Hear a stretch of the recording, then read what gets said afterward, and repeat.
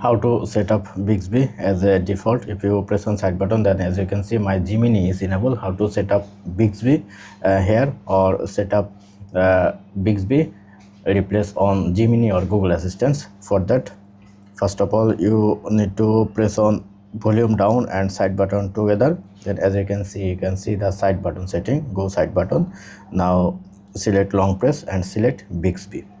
Now first step is done. Now go back and go to setting, and you need to go your advanced feature. Now here you can see the Bixby.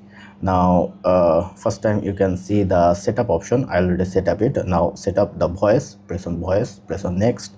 Now, hey Bixby, set an alarm for 7:00 a.m. So you have to complete the process. Hey Bixby, how can I make the battery last longer? So once complete, press on done. Now say as Bixby or hey Bixby, press on Bixby. Now go back.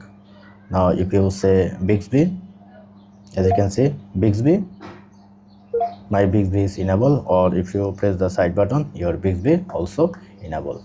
So that's it. This is how you can easily activate. Thank you. Don't forget to thumbs up. Have a good day.